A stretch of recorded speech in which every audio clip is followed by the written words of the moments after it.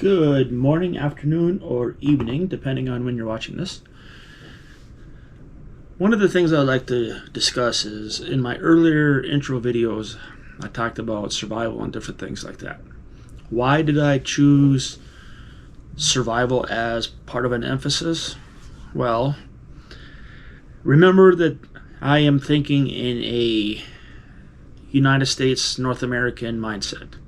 Okay, so a lot of this stuff is going to be geared towards my area and my location and my understanding of my country.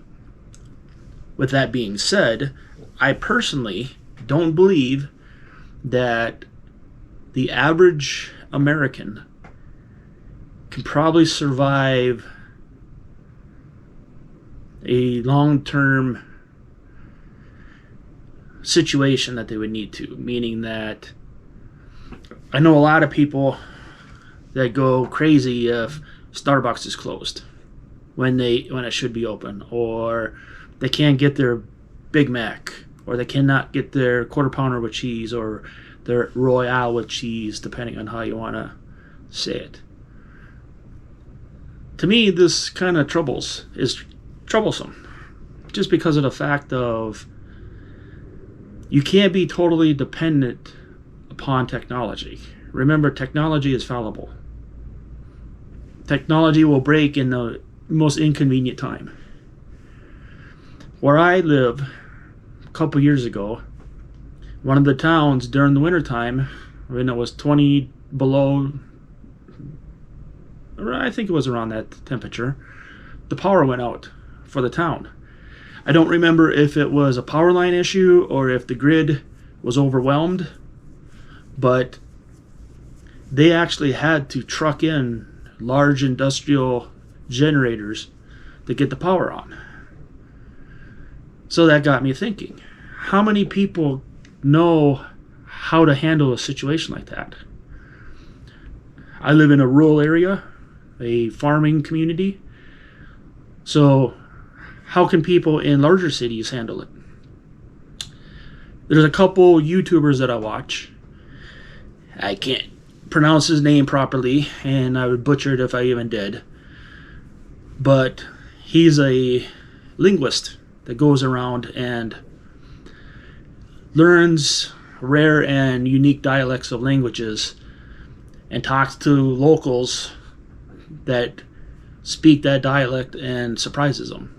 Because, well, he's white like me, and it throws people off that he took the time to actually learn it. Well, a lot of where he was going, especially during the COVID era, was places that looked like they were barely even open. So how do you survive that? I went and looked online, and the golden rule for survival is, can you survive for 72 hours without the basics, such as food, such as water, electricity, things of that nature. If you look, even in a best case scenario, if there's a disaster, whether it be natural, whether it be man-made, the responders have to, even if their trucks and everything is prepared, ready to go, they still have to get to where you're at. So you as an individual or your family have to be able to take care and deal with that. One of the things that I remember about Hurricane Katrina and a few of the other disasters even in the last 20 years was how quickly, when society started to break down, such as electricity, water, different things like that, how people resorted to almost I wouldn't say barbaric, but just total anarchy and breakdown of just even civilization, whether it be civility or stuff like that. So I went online. Forget the glasses. I'm old, or getting older. But anarchy, a state of disorder due to absence or non-recognition of authority or other controlling systems.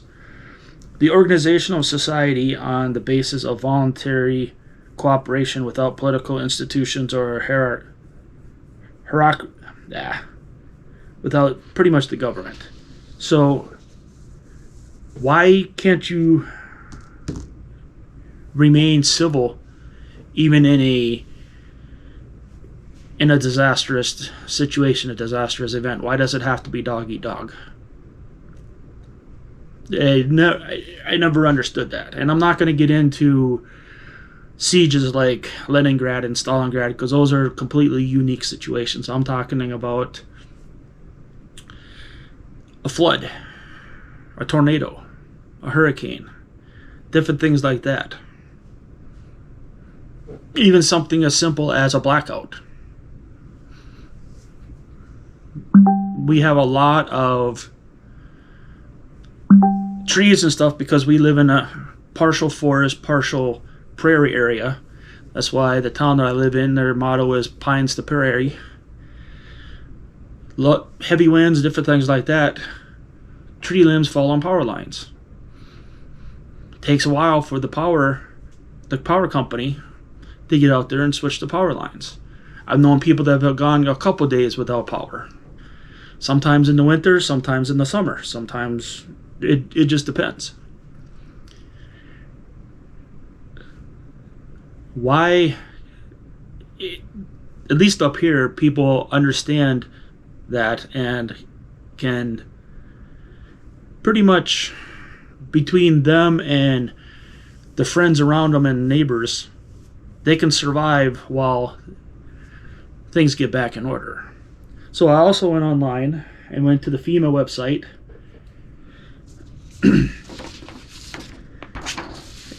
And for those of you who don't know, FEMA is the Federal Emergency Management Agency, which is a part of the federal government. I'm not saying to rely on the federal government because